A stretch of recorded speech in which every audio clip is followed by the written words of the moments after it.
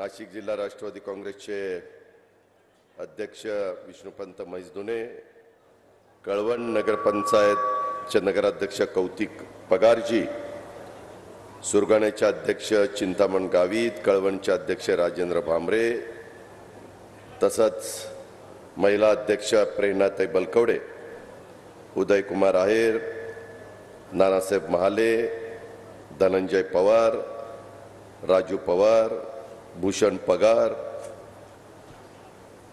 सर्व उपस्थित असणारे माझ्या कळवण, सुरगाणा, नाशिक या जिल्ह्यातून आणि दोन्ही तालुक्यातून आलेले सर्व सन्माननीय पदाधिकारी, प्रतिष्ठित नागरिक, शेतकरी, पत्रकार मित्र,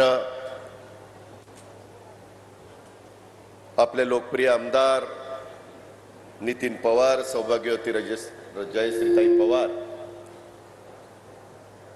आणि नितीनला त्यांचा अभिष्ट चिंतन करण्याच्या करता, त्यांना वाढदिवसाच्या शुभेच्छा देण्याच्या करता उपस्थित असणारा सर्व माझा जनसमुदाय, जमलेल्या बंधू भगिनींनो, तरुण मित्रांनो, उशीर झाला त्याच्याबद्दल सुरुवातीलाच दिलगिरी व्यक्त करतो, कारण कार्यक्रम खरं तर 11:30ला होता, पण आम्हाला यायला बराच उशीर झाला.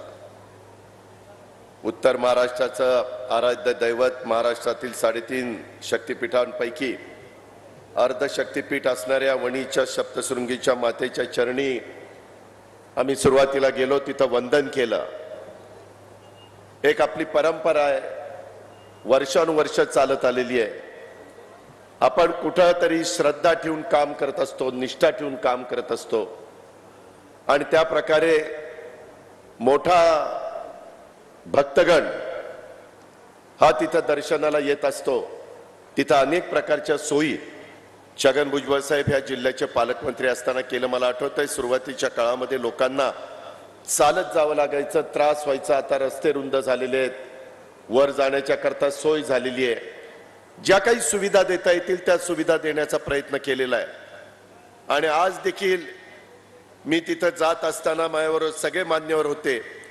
मी तोच विचार करत होतो की अजून उद्याच्याला भाविकांना तिथं काय केलं पाहिजे, काय केल्यानंतर त्यांना अधिक सोयीचं होणार आहे, अधिक सुखकर होणार आहे, दर्शन घ्यायला त्याच्यामध्ये कुठलाही अडचण येणार नाही.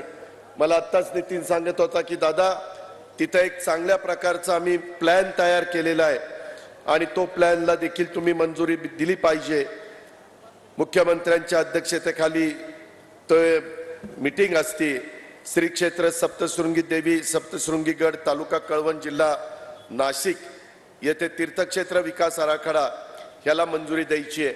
मी आपल्याला सगळ्यांना आजच्या दिवशी सांगू इच्छितो की लवकरच ती मीटिंग, माझ्या माहितीप्रमाणे सोमवारी दुपारी ती मीटिंग लागलेली आहे आणि मुख्यमंत्र्यांच्या अध्यक्षतेखाली आहे.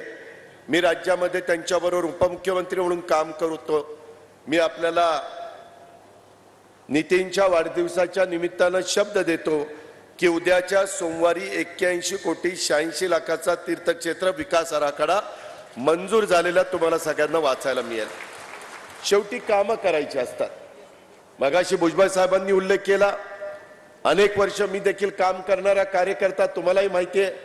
माझ्या भागाने 91 साली मला खासदार केलं, त्याच्यानंतर मी कधी मागं वळून बघितलं नाही. अनेक प्रकारचे चढ उतार आले, परंतु जनतेचे प्रश्न सोडवायचे, शेतकऱ्यांचं हित डोळ्यासमोर ठेवायचं आणि विकास साधायचा, हाच मूलमंत्र डोळ्यासमोर ठेवून आम्ही सतत काम करत राहिलो. अलीकडच्या काळामध्ये आम्ही काही निर्णय घेतले, हे विकासाकरता घेतले. आमदारांचा त्या ठिकाणी दबाव होता की आम्ही निवडून आलेलो, आमची कामं झाली पाहिजे.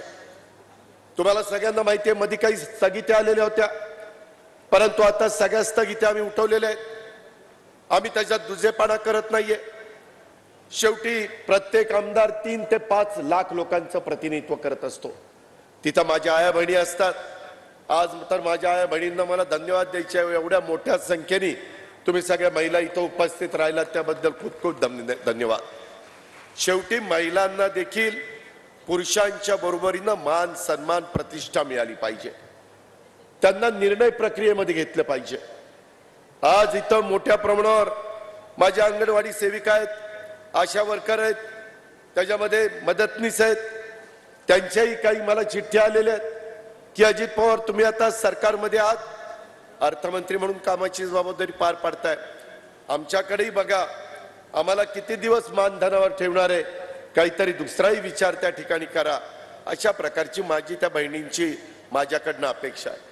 मी जरूर त्याच्या संदर्भामध्ये स्वतः जातीनं लक्ष घेऊन काय मार्ग काढायचा, मधल्या काळामध्ये काही प्रमाणात मार्ग निघालाय, परंतु अजून तुमचं समाधान होईल, अजून तुम्हाला तिथं चांगलं काम करण्याच्या करता एक विश्वास वाटेल, अशा पद्धतीचा देखील निर्णय आम्ही तुमच्या सगळ्यांच्या बाबतीमध्ये घेऊ. हा पण शब्द माझ्या सगळ्या उपस्थित असणाऱ्या बहिणींना मी देऊ इच्छितो. आज इथं सगळेजण आलेले असताना नितीननी त्याच्या वाढदिवसाच्या निमित्तानं अनेक गोष्टी सांगितल्या. आज खऱ्या अर्थाने तुमच्या माझ्या सगळ्यांच्या समोर प्रश्न आहे. मित्रांनो, बहुतेक जण इथं आम्ही स्टेजवर बसलेले सगळेजण हे शेतकऱ्यांचे प्रतिनिधी आहेत. मी देखील आज शेतकरी म्हणून माझ्या आजोबांची, माझ्या वडिलांची ती जमीन माझ्या वाटणीला आलेली मी आज त्या बारामतीमध्ये करत असतो. आणि त्याच्यामुळं काय कांद्याची परिस्थिती आहे, काय टोमॅटोची परिस्थिती आहे, काय त्या ठिकाणी इथल्या जिल्हा बँकेची परिस्थिती आहे, पिकांचे दराची काय परिस्थिती आहे, पावसाने ओढ दिल्यानंतर आज माझा शेतकरी कशा पद्धतीने हातबल झालेला आहे, धरणांची परिस्थिती काय आहे, पीक विम्याचे पैसे माझ्या शेतकऱ्यांना मिळतात का नाही. मित्रांनो, महायुतीच्या काळामध्ये अनेक महत्त्वाचे निर्णय आम्ही घेतले. 1 रुपयामध्ये शेतकऱ्यांचं पीक विमा उतरवण्याचा क्रांतिकारी निर्णय घेतला. बाकी सगळे पैसे केंद्र सरकारनं, राज्य सरकार तुमचे भरतं, हजारो कोटी रुपये भरतं. का तर टप्प्याटप्प्याने आम्ही पुढे चाललेलो आहे. मला आठवतंय सुरुवातीच्या काळात मी राजकारणात आलो त्यावेळेस माझा शेतकरी सावकाराच्या दारामध्ये जायचा, 10 रुपये शेकड्याने पैसे घ्यायचा आणि कसं बसं शेती करायचा प्रयत्न करायचा. कित्येक जणांच्या जमिनी तर त्या सावकाराच्या त्या तोंडामध्ये त्यांना द्याव्या लागल्या, सावकाराला विकाव्या लागल्या, सावकारांनी व्याजामध्येच जमिनी स्वतःकडे करून घेतल्या. आणि नंतरच्या काळामध्ये आम्हाला वाटलं की नाही, शेतकऱ्याला कमी व्याजाने कर्ज पुरवठा केला पाहिजे. मागच्या वेळेसच सरकारमध्ये मी, भुजबळ साहेब, आम्ही सगळेजण असताना तिथं निर्णय घेतला. मी माझी जी पुणे जिल्हा मध्यवर्ती सहकारी बँक चालवतो तिथं 0% व्याजाने 3 लाखापर्यंत पीक कर्ज देत असतो. मी विचार केला, मी आणि सातारा जिल्हा बँक, नगर जिल्हा बँक, आमच्या ठराविक बँका चांगल्या चालल्यात, तिथंच फक्त लोकांना पैसे मिळणार, बाकीच्यांनी काय केलं. मग आम्ही राज्य सरकारच्या वतीनं काही कोटी रुपये घालावे लागले तरी चालतील, परंतु 0% व्याज द्यायचा, 0% 3 लाखापर्यंत कर्ज देण्याचा निर्णय घेतला. त्याच्यातनं आपण तो एक महत्वाचा निर्णय घेतला. मध्ये आम्ही तुमचे सगळ्यांचे जे भूविकास बँक होती ते पैसे कर्ज माफ केलं.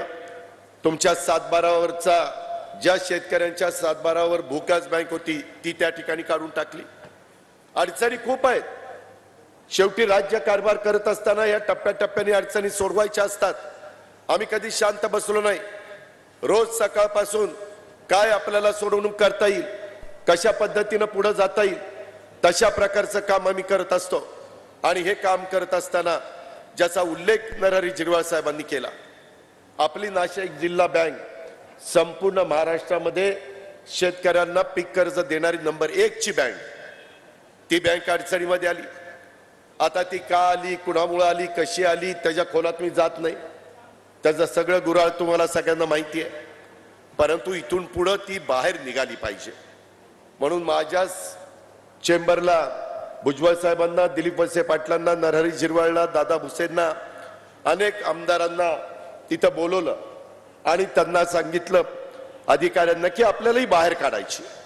MSC बँकेचे चेअरमन प्रशासक विद्याधर अनासकरला बोलवलं. त्यांनाही सांगितलं की अनासकरजी, तुम्ही आज राज्य सहकारी बँक उत्तम चालवताय, जवळपास 600-650 कोटी रुपये नफा ह्या राज्य सहकारी बँकेला तुम्ही मिळवून देताय. आपलीच एक उत्तर महाराष्ट्रातली महत्वाची बँक ही पण आपल्याला बाहेर काढायची. राज्य सरकार म्हणून जी भूमिका घ्यायची ती मी घेईन, त्याकरता मुख्यमंत्री उपमुख्यमंत्र्यांना विनंती करीन, पण राज्य सहकारी बँकेनी पण पुढाकार घेतला पाहिजे. नाबार्डचं काय मत आहे, आरबीआयचं काय मत आहे, काय त्याच्यातनं तोडगा काढला पाहिजे. मित्रांनो, एक गोष्ट तुम्ही लक्षात घ्या, मी या आजच्या शेतकरी मेळाव्याच्या निमित्तानं सर्वांना सांगू इच्छितो, एखादी अडचणीमध्ये असणारी संस्था बाहेर काढायची म्हटलं तर थोडे कठोर निर्णय घ्यावे लागतात. नेहमीसारखं वागून चालत नाही. माझ्याही भागातल्या काही काही बँका, अर्बन बँका फार कठोर निर्णय घेऊन मी बाहेर काढल्या. माझ्याही भागातले काही सहकारी साखर कारखाने मी कठोर निर्णय घेऊन बाहेर काढलेत.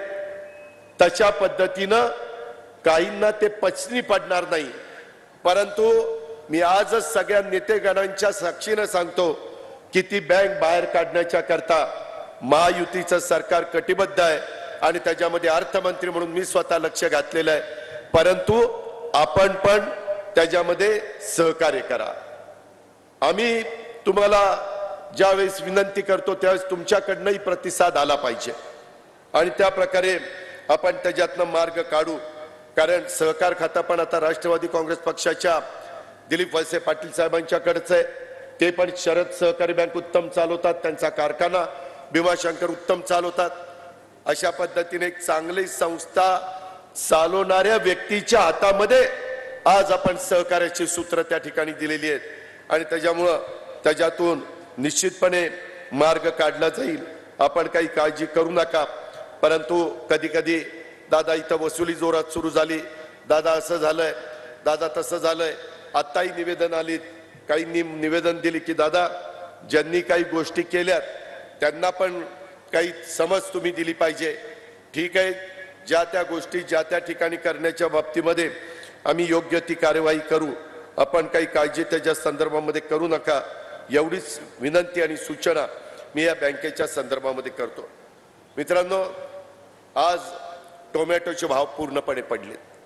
काही महिन्यापूर्वी टोमॅटोला एवढा भाव होता की टोमॅटोला अशा प्रकारचा भाव कधी आपण बघितलाच नव्हता. तेजी मंदी चालते. कांद्याची मध्ये अवस्था तशीच होती. मध्ये कांदा व्यापाऱ्यांनी घेणं बंद केलेलं होतं. मधल्या काळामध्ये कांदा उत्पादक शेतकरी, कांदा कुठं पिकतो? माझ्या नाशिकमध्ये पिकतो, माझ्या पुणे जिल्ह्यामध्ये पिकतो. ठराविक भागामध्ये कांदा मोठ्या प्रमाणावर पिकतो आणि त्याच्यातून कधी भाव मिळाले तर चांगले मिळतात, कधी एकदम कांदा रस्त्यावर फेकण्याची वेळ माझ्या शेतकऱ्यावर येते. आम्ही पण विरोधी पक्षामध्ये असताना कित्येकदा कांद्याच्या माळा करून सभागृहामध्ये गेलो आणि कांद्याला अधिकचा अनुदान द्या अशा प्रकारची मागणी त्या काळामध्ये केली आणि 350 रुपये क्विंटलला ती अनुदान देण्याच्या बद्दलचा निर्णय आपण घेतला. अशा गोष्टी घडतात. परंतु मित्रांनो, शेवटी डिमांड आणि सप्लाय हे फार महत्वाचं असतं. आणि आपल्याकडे होतं काय, एखाद्याला भाव आला की एवढं पीक करतात की पुढच्या वेळेस त्याचे भाव पडलेच पाहिजे आणि भाव पडल्यानंतर सगळेजण तिथपासून बाजूला होतात, नको आता हे करायला नको, आणि नंतर भाव वाढतात. हे जे काही ग्राहक आणि उत्पादक ह्याचा जो ताळमेळ आहे, कांद्याच्या बद्दलचा निर्णय झाल्या पियुष गोयल साहेबांना आम्ही सह्याद्रीला बोलून घेतलं, त्यांच्याबरोबर बैठक घेतली. कृषी मंत्री होते, पणन मंत्री होते, आम्ही सगळेजण होतो आणि त्याच्यातून काय मार्ग काढता येईल, त्याच्या संदर्भात एक्सपोर्टच्या बद्दल काय निर्णय घेता येईल, त्याच्यामध्ये जो काही तुम्ही टॅक्स लावलेला आहे तो टॅक्स त्या ठिकाणी काढून टाकला पाहिजे. कारण शेतकऱ्यांना ज्यावेळेस 2 पैसे मिळतात त्यावेळेस थोडंसं सबुरीनं घेण्याची गरज आहे. ह्या प्रकारची भूमिका आम्ही सगळ्यांनी मांडली. ते म्हणले आता माझ्याबरोबर अधिकारी नाहीत, 2 दिवसांनी तुम्ही पणन मंत्री आणि कृषी मंत्र्यांना दिल्लीला पाठवा, मी तिथं बैठक घेऊन त्याच्यातनं काय मार्ग काढायचा तो काढतो. आपण त्याच्या आधी साधारण 24 रुपये 10 पैसे ना, 24 रुपये 10 पैसे अशा पद्धतीनं आम्ही अमित शाह साहेबांशी बोललो, आम्ही पियुष गोयल साहेबांशी बोललो, आम्ही इतर वरिष्ठ नेत्यांच्या कानावर घातलं आणि ह्याच्यामध्ये हा दर जर ठरवून दिला, चांगला दर दिला तर त्यांनी तो 2410 दिला. परंतु नाफेड ज्यावेळेस उतरतं त्याच्यामध्ये वेगवेगळ्या प्रकारे कांदा खरेदी होती, त्याच्यातनं व्यापारी पुन्हा आले. अजित पवार त्यांनी कांदा विकत घेतला की आमचे भाव पडतात, हे मार्केटमध्ये काही दरांनी कांदा विकतात. अशा या प्रत्येकाच्या व्यापाऱ्याचं दुखणं वेगळं आहे, माझ्या शेतकऱ्याचं वेगळं आहे, जो ग्राहक आहे त्याचं वेगळं आहे. आणि या सगळ्यांचा कुठंतरी एक कसं एकत्रपणे यांना आणता येईल, ह्याच्यात तिघांना एकत्र घेऊन समन्वय कसा साधता येईल, अशा पद्धतीचा समन्वय राज्यकर्ते म्हणून तिथं केंद्रामध्ये आणि राज्यामध्ये बसणाऱ्या राज्य सरकारमधल्या लोकांना आणि केंद्र सरकारमधल्या लोकांना करावा लागतो. आणि म्हणून मित्रांनो, त्याच्यातनं आपण मार्ग काढला. आता साधारण 2000च्या पर्यंत भाव, 2200-2300 अशा पद्धतीचे भाव आहेत. मध्ये आम्ही व्यापाऱ्यांच्या बरोबर बोललो. मला आपल्याला एक सांगायचं आहे, त्या संदर्भामध्ये पावसाळा कसा आहे, पाऊस काळ कसा पडलाय, धरणात किती पाणी आहे, त्याच्यावर पण नैसर्गिक संकट काही आलंय का, ह्या सगळ्यावर देखील भाव अवलंबून असतात. आणि टोमॅटोच्या संदर्भात अशा पद्धतीनं टोमॅटो रस्त्यावर फेकून प्रश्न त्या ठिकाणी सुटणार नाही. त्याच्यात काही प्रक्रिया करणारी काही का गोष्टी करता येतील का, आणखीन काय मार्ग काढता येईल, त्या संदर्भामध्ये कुठं मार्केट आहे. मधल्या काळामध्ये आम्ही हाही प्रयत्न केला किंवा महाराष्ट्राच्या पेक्षा दुसरं जवळपास राज्यामध्ये चांगलं मार्केट असेल तर माझ्या शेतकऱ्याचा माल आपण तिकडे घेऊन जाऊ आणि तिकडे विकू. जसं मध्ये सांगितलं की हैदराबादला एक जण नेते आले आणि म्हणले हैदराबादला कांदा फार चांगले पैसे येतात, ज्याने त्याने इथनं ट्रक भरले आणि हैदराबादला घेऊन गेले, झालं तिथला भाव कमी आला. अशा पद्धतीनं कधी कधी वेगवेगळ्या प्रकारची चर्चा होती आणि त्याच्यातून जे साध्य करायचे ते आपल्याला साध्य करता येत नाही. परंतु मी या नाशिकच्या कळवणच्या सभेच्या निमित्तानं लोकांना सांगू इच्छितो, माझ्या शेतकऱ्यांनो, आम्ही सगळेजण तुमच्या बरोबर आहोत. तुम्हाला कदापि वाऱ्यावर त्या ठिकाणी सोडणार नाही. जे जे राज्य सरकारला त्या बाबतीमध्ये निर्णय घ्यावे लागतील ते निर्णय एकनाथराव शिंदे आणि देवेंद्र फडणवीस आम्ही मिळून घेऊ. आणि जिथं केंद्रामध्ये नरेंद्र मोदी साहेब, अमित शाह साहेबांच्याकडे, पियुष गोयल साहेबांच्याकडे जाऊन तिथं पाठपुरावा करावा लागेल, तो देखील पाठपुरावा करण्याच्या करता आम्ही शेतकऱ्यांचे प्रतिनिधी कुठं कमी पडणार नाही, हा विश्वास देखील मी आपल्या सर्व सहकाऱ्यांना आजच्या सभेच्या निमित्तानं मी देऊ इच्छितो. मित्रांनो, आज कळवण विधानसभा मतदारसंघाच्या विकासासाठी अहोरात्र झटणारे विकास पुरुष स्वर्गीय ए.टी. पवार साहेब यांचा विकासाचा वारसा, मी त्यांना ए.टी. पवार साहेबांना अभिवादन करतो, त्यांना भावपूर्ण श्रद्धांजली अर्पण करतो. परंतु आपले दादाडीचे आमदार नितीन पवार यांचा आज वाढदिवस आहे. त्यांना आपल्या सर्वांच्या वतीनं मी वाढदिवसाच्या मनापासून शुभेच्छा देतो. आई सप्तशृंग माता त्यांना निरोगी दीर्घायुष्य देव, ही देखील प्रार्थना मी सप्तशृंगी मातेला या निमित्तानं करतो. मी मागाशी सांगितलं की त्यांनी ती मागणी केली, ती मागणी मी त्या बाबतीमध्ये पूर्ण करतो. आज जवळपास 494 कोटी रुपयाचा विकास कामाचं भूमिपूजन आणि लोकार्पण इथं झालेलं आहे. नितीननी सांगितलं की 1100 कोटी रुपयाची कामं माझ्याकडे आतापर्यंत झाली आणि आता वर्षभर राहिलेलं आहे आणि त्याची अपेक्षा अजून 400 कोटी रुपयाची कामं माझ्या भागामध्ये द्यावी. मी आपल्याला जाहीरपणे सांगतो, 1100 कोटीची कामं त्यांनी 4 वर्षात केली. 5 वर्षांनी ज्यावेळेस मी त्याला इथं मत मागायला येईल तुमच्या सगळ्यांच्याकडं, त्यावेळेस त्याच्या मतदारसंघात 1500 कोटी रुपयाची कामं झालेली असतील, हा शब्द देखील अजित पवार अर्थमंत्री या नात्याने मी तुम्हाला देतो. शेवटी कामं झाली पाहिजेत. तिथले महत्वाचे प्रश्न म्हणजे आपला ओतूरच्या संदर्भातला प्रश्न. त्या बाबतीमध्ये आपल्याला सगळ्यांना माहिती आहे की पाठीमागच्या काळामध्ये जलसंपदा विभागाच्या बाबतीत कळवण तालुक्यातला ओतूरचा मुख्य धरणाच्या विशेष दुरुस्तीच्या कामाला निधीची तरतूदची होऊन सुप्रमा मिळण्याबाबत सुधारित प्रशासकीय मान्यता, त्याला सुप्रमा म्हणतात, ती ईपीसी देते. ईपीसीचे अध्यक्ष आहेत अर्थमंत्री म्हणजे अजित पवार. त्याच्याकडे मी मीटिंग लावायला सांगतो आणि त्यांना सुप्रमाला परवानगी द्यायला सांगतो. त्याच्यामुळे तुमचा ओतूरचाही प्रश्न त्या ठिकाणी निकाली निघेल. ह्याच्यामध्ये जी काही तुम्हाला मान्यता पाहिजे, सुप्रमासाठी वित्त आणि नियोजन विभागाची तुम्हाला मदत लागणार आहे। त्याच्या संदर्भामध्ये हा प्रश्न इथल्या राजकीय दृष्ट्या आणि सामाजिक दृष्ट्या देखील महत्त्वाचा प्रश्न। शेवटी तुम्ही आम्हा लोकांना आमदार करता कशा करताय? माझ्या तरुण तरुणींचे प्रश्न सुटावेत, आई बहिणींचे प्रश्न सुटावेत, वडीलधाऱ्यांचे प्रश्न सुटावेत, माझ्या शेतकऱ्यांचे प्रश्न सुटावेत, शेतमजुराचे सुटावेत, त्या करता मित्रांनो आज मी तुम्हाला सगळ्यांना सांगतो, कारण नसताना सध्या बदनामी चाललेली आहे। 1.5 लाख 1,50,000 एवढी नोकर भरती महाराष्ट्राच्या वेगवेगळ्या विभागामध्ये करण्याचा निर्णय महायुतीच्या सरकारने एकनाथराव शिंदे, देवेंद्रजी आणि आम्ही सगळ्यांनी मिळून घेतलेला आहे। त्याच्यामध्ये कॉन्ट्रॅक्ट करून लोकांची दिशाभूल करतात, तरुणांची दिशाभूल करतात। कॉन्ट्रॅक्टच्या संदर्भामध्ये मी आपल्याला सगळ्यांना काही उदाहरण देतो। कधी कधी तुमच्या प्राथमिक आरोग्य केंद्रामध्ये डॉक्टर रिटायर होतो, नर्सेस रिटायर होतात, तातडीनं शिक्षक भरती करावी लागते। भरती काही एका दिवसात होत नाही, त्यावेळेस 6 महिने वर्ष जातं। त्याकरता तात्पुरतं नवीन भरती येईपर्यंत कॉन्ट्रॅक्ट आपण करतो, कारण एखादा विषय शिकवणारा शिक्षकच रिटायर झाला तर मुलांना काय सांगायचंय? आता शिक्षक रिटायर झाला, नवीन शिक्षक आल्यावर तुम्हाला शिकवेल असं सांगून चालणार आहे? नाही चालणार। आणि त्याच्यामुळं पहिल्यांदा मी पण महाराष्ट्रामध्ये भुजबळ साहेब आम्ही अनेक वर्ष सरकारमध्ये मंत्री म्हणून, उपमुख्यमंत्री म्हणून काम करतोय।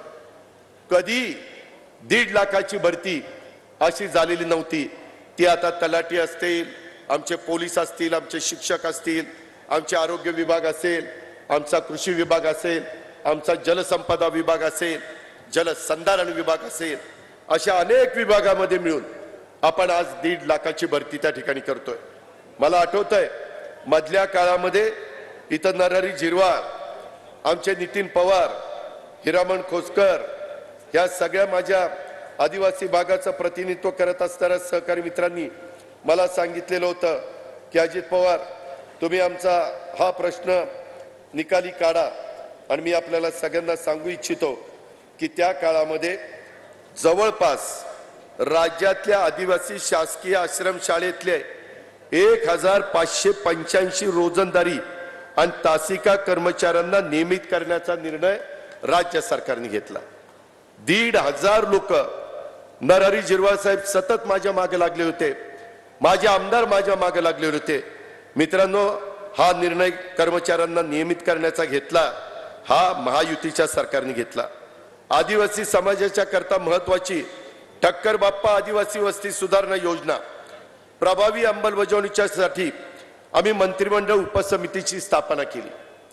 मगाशी नितीननी बोलत असताना, आमच्या नरहरी झिरवाळ साहेबांनी बोलत असताना की बाबा आम्हाला किती टक्के पैसे मिळाले पाहिजे, आमचा समाज जर महाराष्ट्रामध्ये इतके टक्के असेल तर त्या प्रमाणात आम्हाला पैसे मिळाले पाहिजे।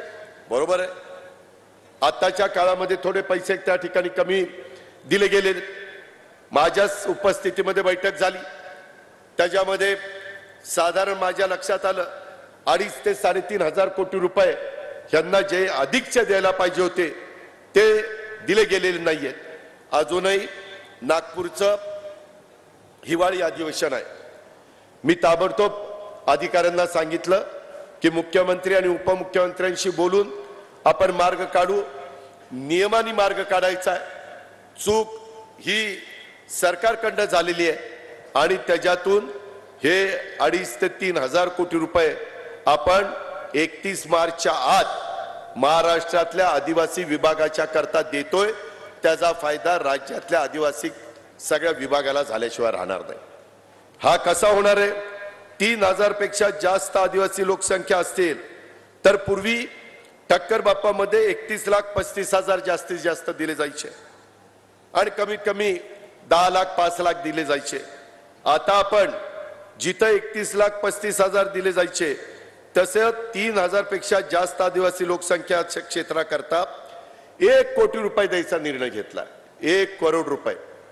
नंतर 1,500 ते 3,000 लोकसंख्येच्या करता 75 लाख, 1,000 ते 1,500 पर्यंत लोकसंख्येला 50 लाख आणि 500 ते 999 त्या लोकसंख्येच्या साठी 1,500 ते 999 40 लाख अशा पद्धतीने आणि 101 ते 499 पर्यंत 20 लाख अशा पद्धतीने ही ठक्कर बाप्पाची योजना त्यामुळं कोणत्याही आदिवासी बांधवाचं गाव वाडी वस्त्या पाडे याच्यातून सुटणार नाही निश्चितपणे त्यांचा विकास ह्या माध्यमातून होईल त्याच्याकरता लोकसंख्येनुसार आर्थिक निकषात बदल आपण करण्याचा निर्णय घेतला आणि त्याची प्रभावीपणे अंमलबजावणी आपण सगळेजण करणार आहोत ह्याची पण नोंद आपण सगळ्यांनी ह्या निमित्ताने घ्यावी मित्रांनो आज बोलत असताना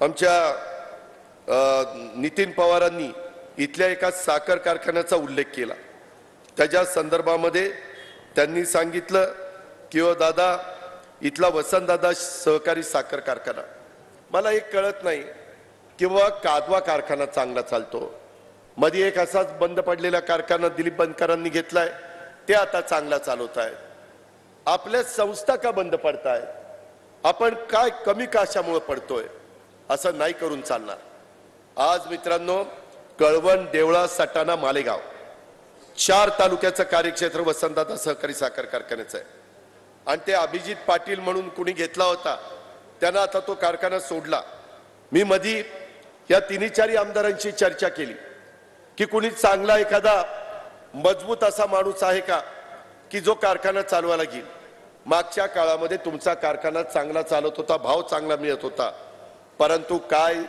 तिथं दृष्ट लागली आणि आपल्या कारखान्याचं नुकसान झालं आपल्या शेतकऱ्याचं त्याच्यामुळे नुकसान झालं आता हे सगळं करत असताना आपल्याला त्या कारखान्याच्या बद्दल तुमच्याकडे पण एखादा जर कोणी वार्षिक भाडे करारांनी घ्यायला तयार असेल तर त्याला आमच्याकडे ना दिलीप वळसे पाटलांच्याकडे न्या आम्ही त्यांच्याशी चर्चा करू कोणी त्याच्यामध्ये पुढाकार घेत असेल तर जरूर आपण त्याच्यामध्ये इतर काही मदत पाहिजे असेल तर ती मदत करू पण कोणीतरी इथल्या स्थानिकांनीच पुढाकार घेतला पाहिजे किंवा जे चांगले कारखाने चालवतात त्यांनी त्याच्यामध्ये पुढाकार घेतला पाहिजे मित्रांनो इथं कारखान्यांना भाव इतके कमी देतात मी ज्या भागातनं येतो त्या भागामध्ये मी मधी भाव काढला 3,350 रुपये टनाला भाव काढला उसाला इथं भाव आहेत 2700 2600 2500